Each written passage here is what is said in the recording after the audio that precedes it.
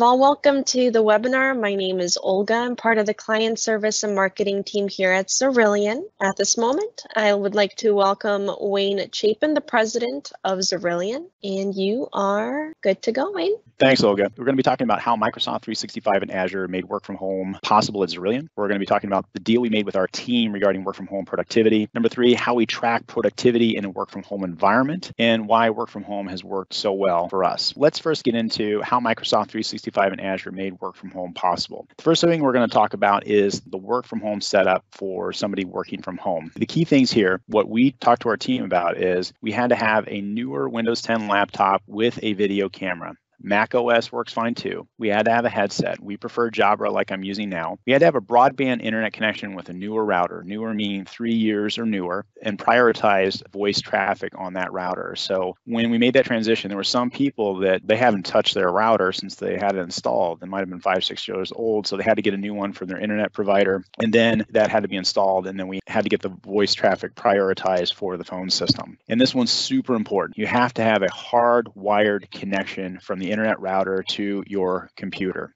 Wireless is not okay. That one's a big one. Now, we all know the wireless connections today, they're amazing, and you can browse all day long, and even people join on connecting into meetings through their Wi-Fi signal at their home, and 98% of the time it's fine. But sometimes it sounds like you're running your business on a cell phone with a bad internet connection if you are connecting through wireless. So that's why having a hardwired connection from your computer to the router is super important. If you do that and you have a cable internet connection, if you have a high-speed DSL like AT&T Uverse around here, or a fiber internet connection, if you run it hardwired with a headset, you're in great shape. You just don't have problems. And then you have to have a quiet professional home office with a door that closes. So it's pretty important to your company's office. You wouldn't bring barking dogs, chickens, roosters, or crying children. You have to make sure those noises aren't impacting your home office as well. So this is part of the deal we made with our team. This is the setup that we had to have. Each person needed to verify it. Now, key to making all this work is having everything securely in the cloud. So Microsoft 365 Enterprise E5 is what we use. It's the top system that Microsoft makes. It's better than anything you could ever put on premises. When we implement Microsoft 365, we do Enterprise E3 or Enterprise E5. I'm going to be talking about E5 today because that includes all the advanced security, that includes the phone system, the video conferencing system, all that sort of stuff. Now, a key part of that is Microsoft Teams. And I can't say that enough, and I'm going to come back around to that again later on in this webinar. But Microsoft Teams, for us, it's our company phone system. We have presence information. So that shows whether somebody is available, away, offline, in a call, out of office, presenting in a meeting. If you don't have that presence information, if you can't look at a little dashboard and see what somebody's status is, how are you going to know how you're going to be able to communicate with them? Or if sending them an email or getting on the phone and trying to call them is just going to be a waste of time. If you don't have presence information,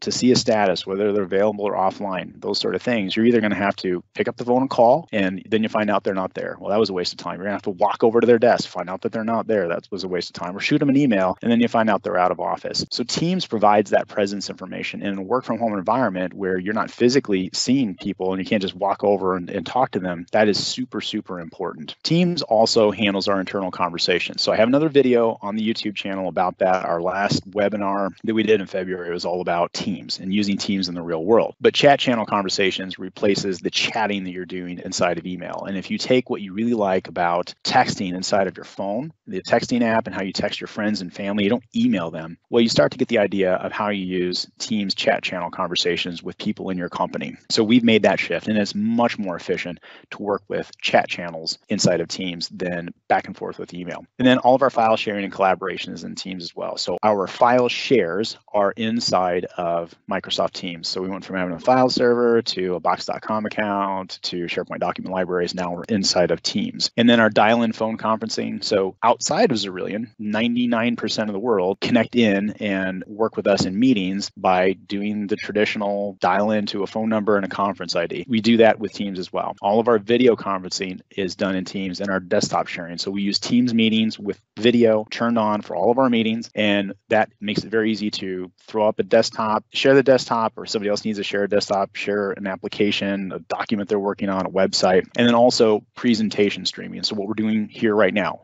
This is not a Teams meeting. This is a streamed meeting that could go up to 10,000 people across the world, as opposed to being a peer-to-peer meeting. That's what's known as Teams live events. And then once you have your system where you're working inside of Microsoft 365 and you have your files up there, your email up there, your phone, your conferencing, all your collaboration, in a work from home environment, the security has to be set up properly as well too. So Microsoft 365 Enterprise E5 has a vast security system. And I'm going to go over some of the key things that we use here. So Azure Active Directory Premium Plan 2, which you get inside of E5, we have identity protection. So it's not just an Azure Active Directory account validating your username and password, turning on multi-factor authentication. It's also learning where you typically log in from, how you typically log in. And if it sees something that's deviating from a normal pattern of login or sign-in behavior in your company, it's going to raise a red flag. And then from there, we can set rules, whether we need to force a password reset or something like that. Intune is super important. Intune is what we use to manage company devices that are out there in the world on a cloud basis. And it also lets us know about users and their personal devices connecting into the system as well. So with Intune, we have compliance and conditional access policies. So we have policies saying in order to connect into our email, files, phones, you have to have a compliant computer. You have to have an up-to-date computer. And if you're trying to connect in from a computer that is not compliant, not up to date, we're going to have a condition saying that you can't log in. Even though your username and password is valid, as a condition of our access policy, having an uncompliant computer, you cannot log in on that device. Intune gives us a device inventory and update policy. So for all of the devices that are connecting in, we can see who's connecting on what devices that are attached to them. And we can also manage the updates for Windows, antivirus, Microsoft Office, and other applications. And really importantly is Intune for app protection policies. An app protection policy is where we can say you can connect into our cloud services and on a company device or even your personal device, but you download our apps, our company apps, and the data that you synchronize on your phone or your computer, the Intune app protection policy is going to know the difference between what is company data and personal data. And company data, you only have access to that company data that is on your device if you are active and in the company. So if we were to disable your account or remove your access, the next time the app goes to try to sync, it'll remove the data they no longer have access to. And app protection policies also control where company data can be moved. So for example, we have a policy that's saying that files that are in OneDrive can't be moved over in a Dropbox account or some other box.com or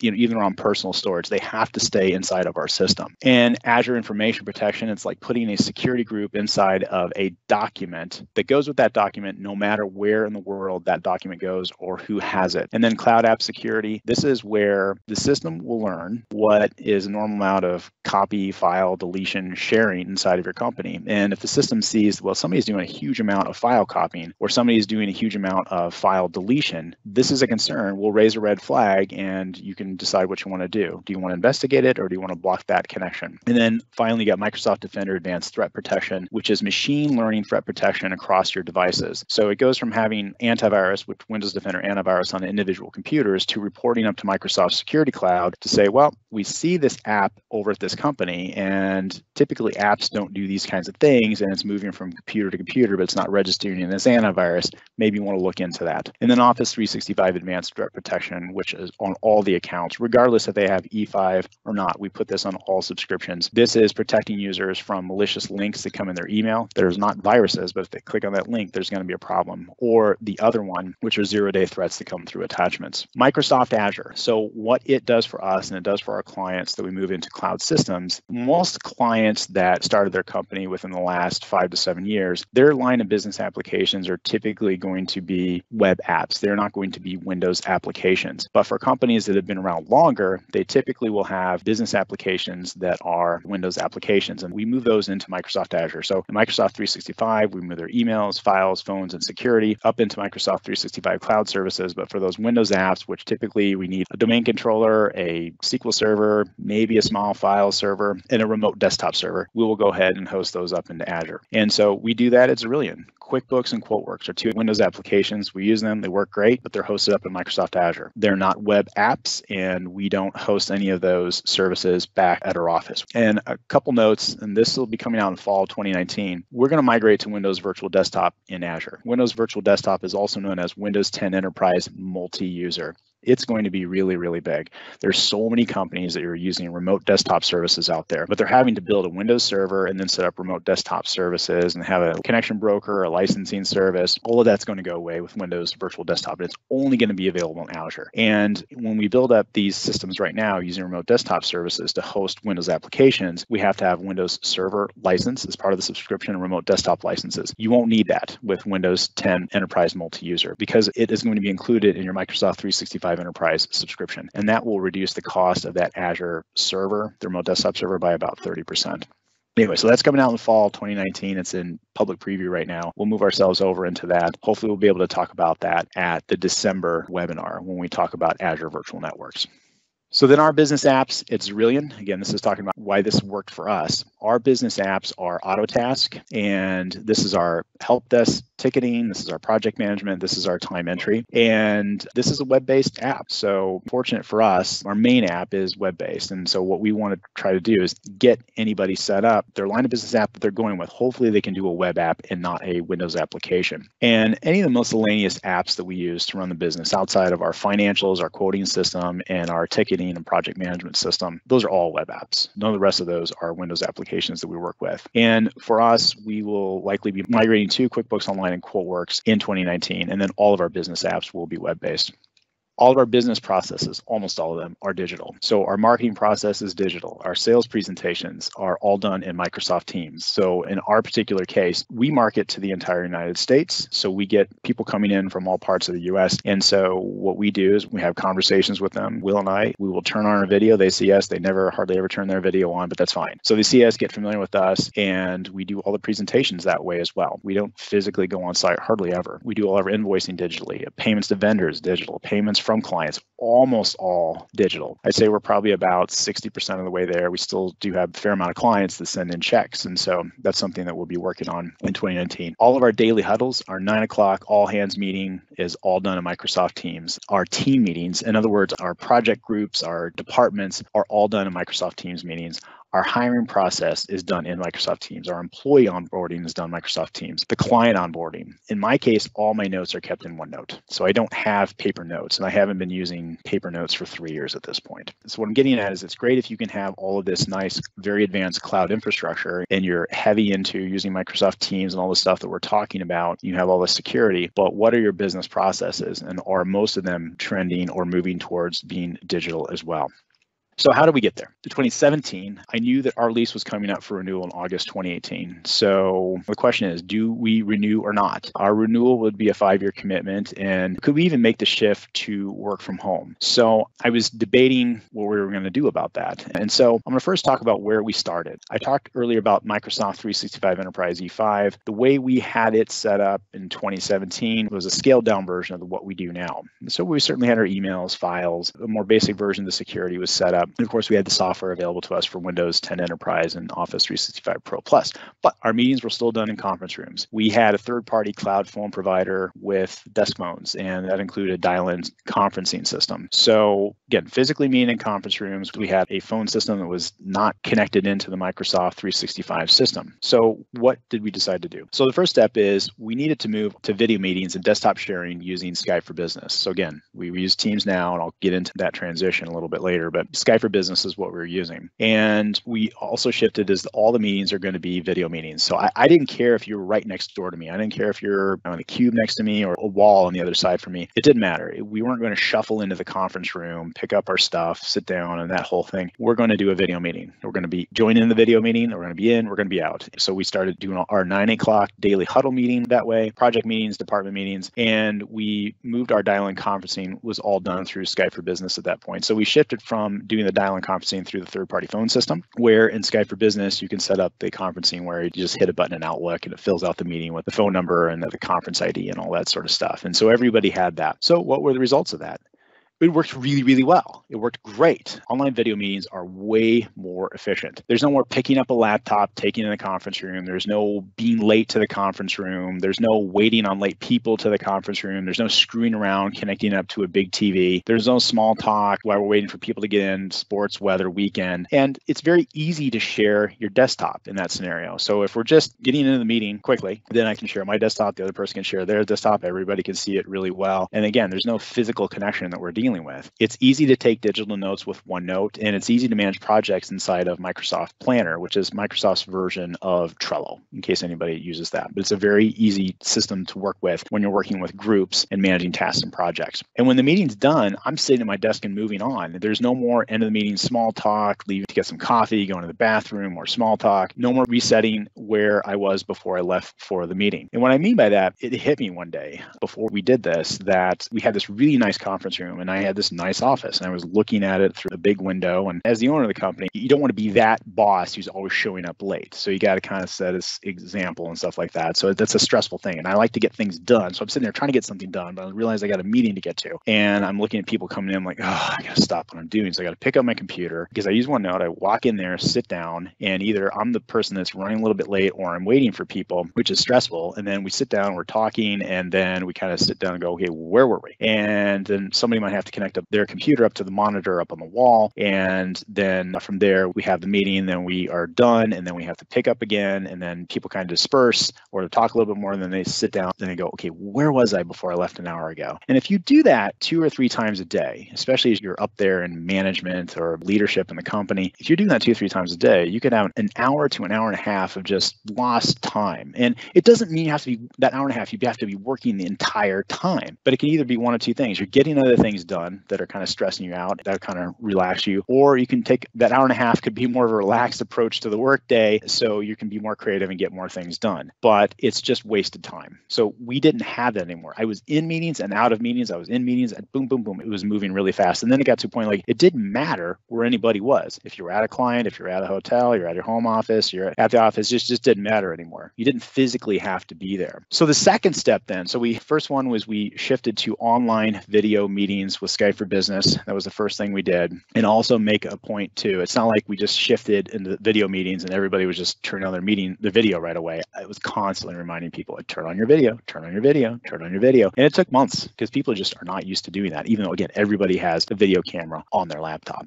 The second step then was Microsoft releasing their phone system into general availability. So that happened in March of 2017. So we already had a phone practice in our company as Xerillion. So we were working with another phone provider. And when Microsoft released that, I was very excited. I'm like, okay, great. We'll go into the Microsoft phone system and we'll see how it goes. So Microsoft released their system to full production on March 2017. And by May of 2017, we were in there and we were using the Skype for Business app. We were at that point, we were not using Teams. And we did set up a few Polycom desk phones just so we could show some clients, because the idea of working on your phone inside your computer or an app on your cell phone is just still strange to people. So we had that to show them as well. When we moved over, again, it was May of 2017. What were the results of that?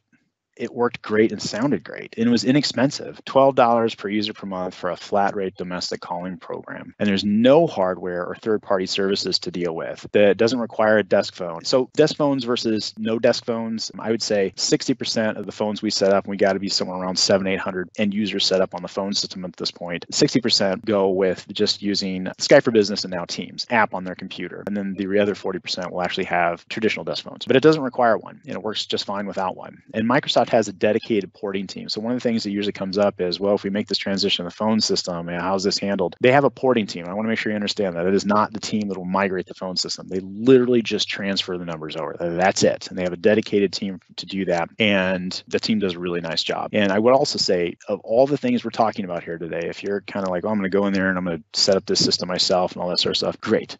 But I would not make the Microsoft phone system your first foray into the Microsoft cloud system. We learned over time how to make it work well, smoothly, and it works really well. And also the sound quality is outstanding, but I would not make this the thing that you go in and try to do yourself. In our system, we have auto attendant that answers the call, and then when that call comes through, then 5 people get rang at the same time. 1 person picks up, other people are notified. There's easy call transfers and call parking. Call parking became a thing that Microsoft introduced through Teams, not through Skype for Business. Everyone has a direct number. We got rid of company cell phones and desk phones, and the system works the same in the office or outside of the office. And then in October 2018, we moved to the Microsoft phone system into the Teams app. And then all conferencing and video meetings are done in on Teams as well. And then we access the company phone system by the Teams mobile app. So Teams, again, there's another video on YouTube about it. The Teams mobile app is phenomenal. And so people can go in and just pull up the Teams app and work on the Microsoft phone system, send, receive calls here, and is super light on the battery. Unlike the Skype for Business app, which was a little heavier on the battery, on the phone battery, the Teams app, it's a different technology. And so the Teams app with the phone system, super light on the battery, and it can just sit there in the background and ring if somebody calls in on your direct line. So what we told our team at Xerillion about transitioning to work from home. So what we told them is, look, we want to do this. I definitely wanted to do this even personally, but we're going to test this out. When you get a group of business owners together and I talk to them about how we're doing work from home and how it's worked out for us and all that sort of stuff, when the employees aren't around, which you'll hear the big worries come up, like, well, it sounds really neat, but if we go to work from home, nobody's going to get anything done. Nobody's going to take it seriously. People are going to disappear. Our productivity is going to tank. I understand if you're not familiar with it, or if you haven't been through the experience, or you don't know how to set the system up, or you don't have a way to track productivity in your company. And we'll get to that a little further down the road here. You don't know what you don't know, so you will be concerned about that. And I'm going to talk a little bit more about this, okay? But we told our team, we'll test this out. And if you take it seriously, we'll do it again. If it works, we'll do it more. But all the meetings need to be video meetings, not audio only. Audio only, I just don't get enough. I gotta be able to see your face. And as long as you're responsive, you get your work done, and you don't disappear, great. We'll continue to do this. So the team was very excited, and they took it very seriously. And so the plan, we were going to dip our toes in. So the first thing we did an all hands work from home Friday before an upcoming 3-day holiday weekend. It was either July 4th or Labor Day weekend, one of them, but it didn't matter. So we were going to do that the Friday before. And it's interesting that when you do that, as a guy who spent tremendous amount of time driving all over Chicago for 15 years to different client sites all the time. It's pretty amazing Friday before a holiday to end your day at 5 and you're looking around like, okay, I'm home. I don't have anywhere to travel to. The sun's out. It's warm. It's nice. It's so great. And that's how I feel about it. Imagine how other people that are working in your company feel about that as well. It's almost like you had a 4-day weekend. So the first time we did that, it worked well. People got their work from home systems set up, verified. We knew we had a good system in place and they really wanted to make this work. And so that worked well. So then we went to all hands work from home every holiday, then all hands work from home once a month. Then we did it every other week, once a week, one whole week. You can see where this is going. Then we did 2 weeks straight over the holidays. And then we went for one whole month. Now, it goes without saying that if you needed to be at a client site, and we still had plenty of those visits for field engineers to work on, we did that. If I need to go out, we do it. But other than that, if you don't have a place to go out, or if you're making a remote visit or something like that, you'll be working from home. So the results of that, people were highly available. I mean, there was just no difference between working in the office or working outside of the office. Again, I have to go back to this point. People took it really seriously. They really cared. And so I could reach anybody. I don't sit there and dwell. Is this person working, not working? I just send them a message. I need to talk to them about something, whatever. Boom, boom, boom. It was just never like, where did this person go? They disappeared. So people were highly available. Nobody disappeared. Nobody was slacking. People took it really seriously. And my own life was getting better. And I imagine other people in the company were feeling similarly. I had more time with the kids. I could give them a hug on the way to school, and I could hear them when they came home. I was beginning to drive my car for enjoyment, not driving to the office. It's a weird concept for me, but that's exactly what was happening. I spent a lot less time in the car. I'm like, well, I want to go drive for a little bit. And I start my day at 8 o'clock, and generally I don't wake up to an alarm clock unless I have to take my daughter to her skating practice in the morning, which is amazing because I usually wake up between 6 and 6:30. And the idea you can go months and months and not wake up to an alarm clock and still be at the office working at 8 o'clock. Anyway, and there was a high participation in morning huddles. That was really, really interesting.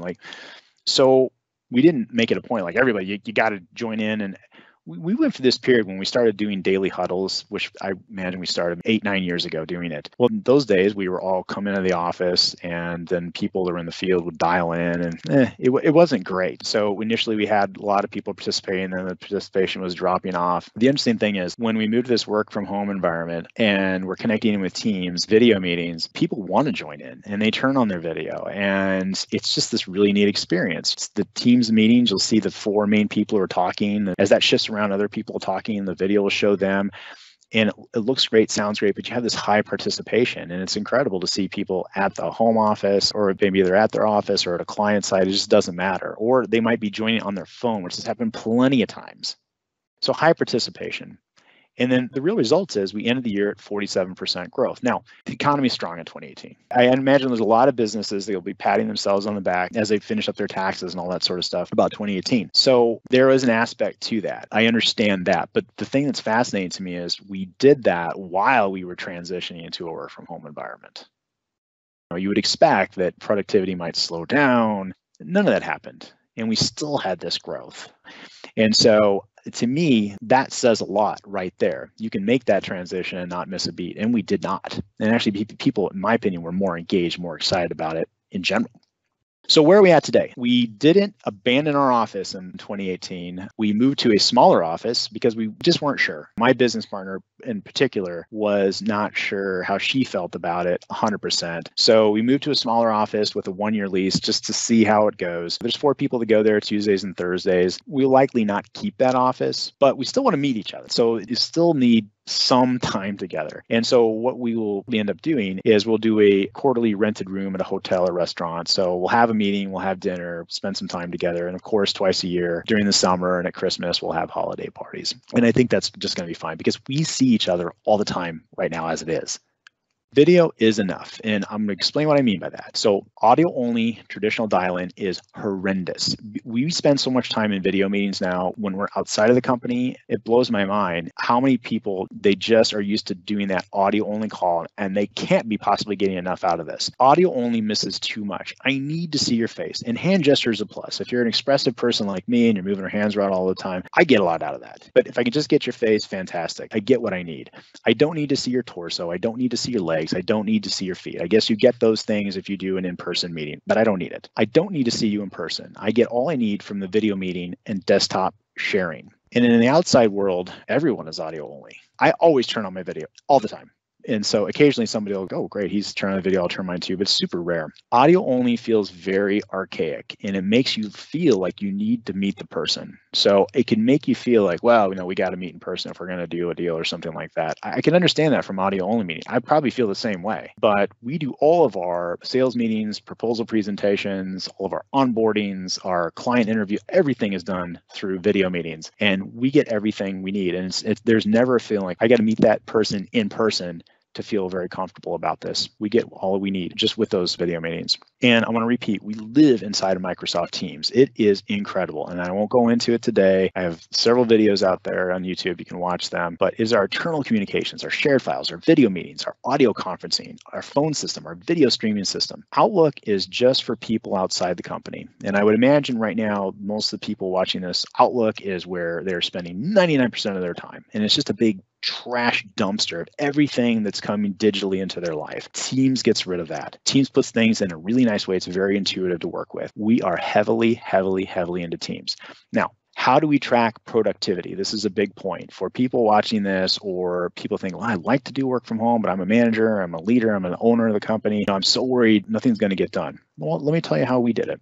So tracking productivity and work from home. You do need a time tracking system for accountability. Everyone enters their time against something. So your employees in the company, they are charging the company for their time to work there. So that time then needs to be attributed to something. So that's going to be a help desk ticket, a project task, admin tasks, or training. And then you do need a manager overseeing those time entries.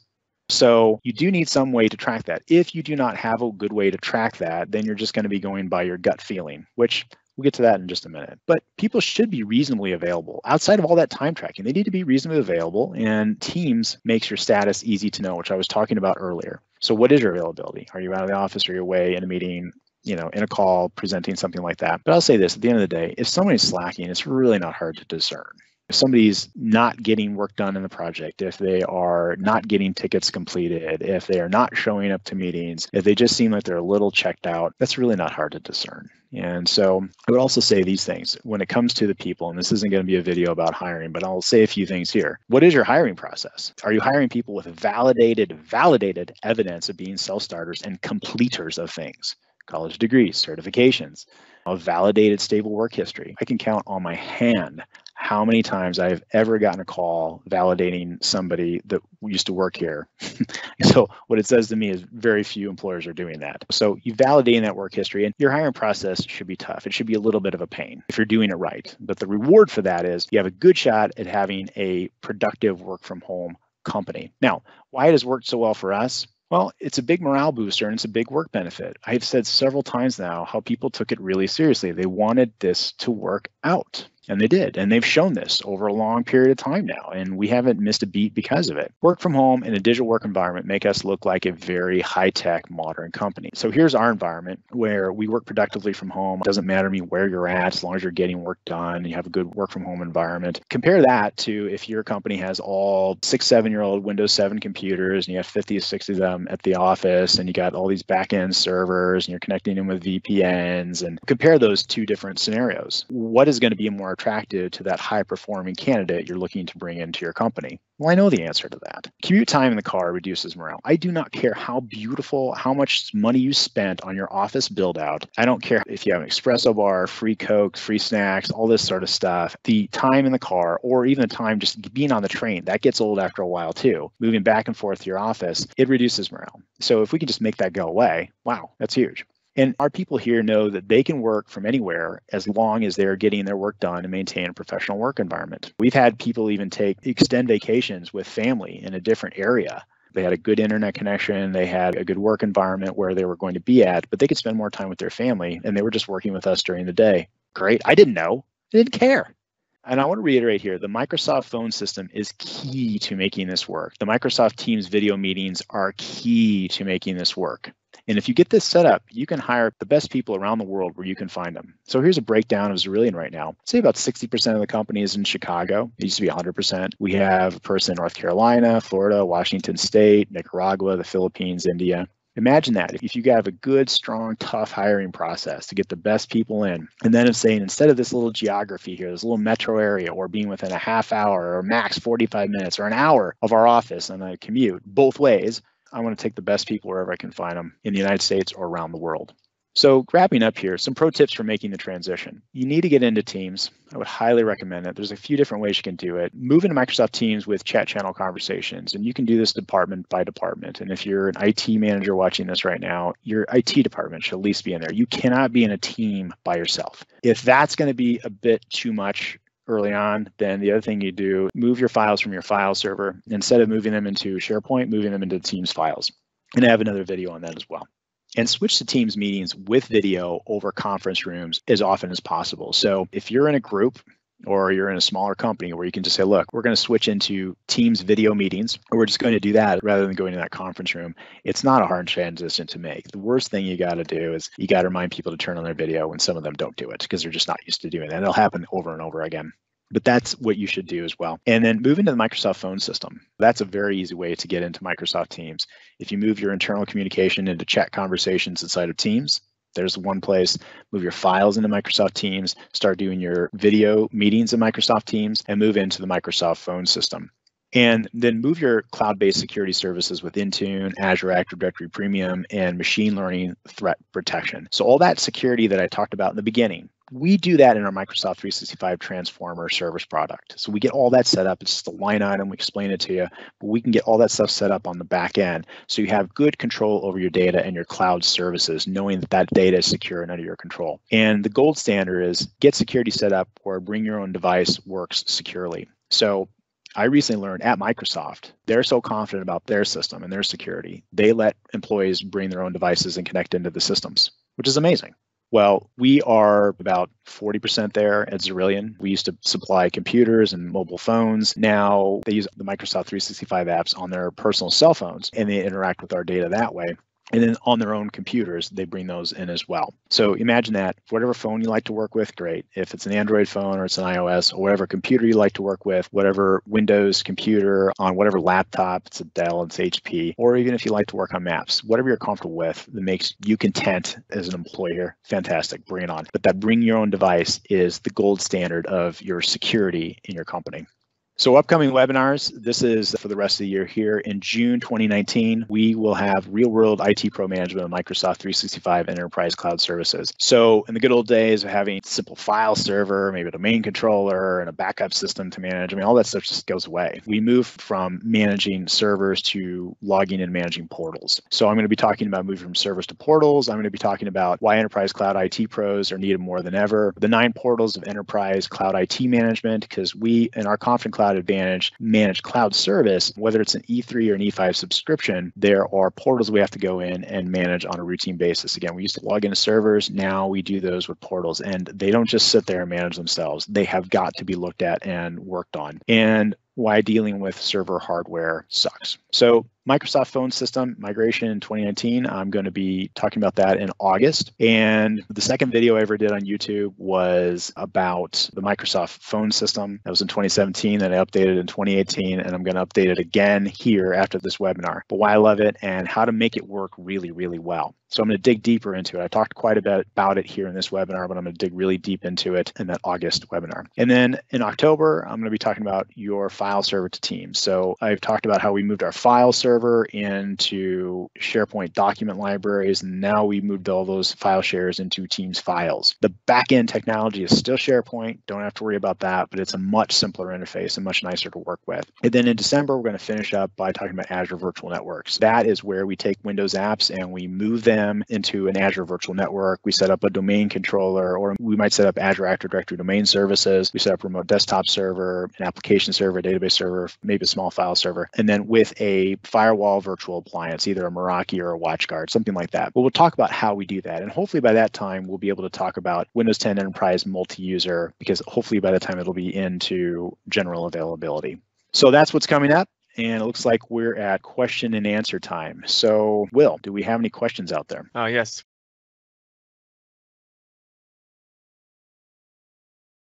Okay. Well, that was the last of the questions. Okay, great. Well, thanks for the questions. Thanks for watching this. And at this point, Olga, can you turn them over to Will, and we'll talk about if you want to get a hold of us and set up a call to go from there. Absolutely. Will, you are good to go. Thanks, Olga. If you're interested in talking more about your company and how you could possibly shift to working from home or cloud services in general that we would provide, I would be the first person you could talk to at Xerillion. To get in touch with me or my team, you can either contact support by phone at 847-995-9800, or you can send us an email at support@xerillion.com. To keep in touch with some of our latest updates, we're always uploading new videos to YouTube, or you can check Quora, where Wayne answers Microsoft questions, or you can always give us a follow on Facebook. That's all for me, Olga, so back to you. Thank you, Will. And I want to thank everyone for joining us for today's webinar. Keep your eyes open for the next webinar invite for the June event. Thank you. Have a good one.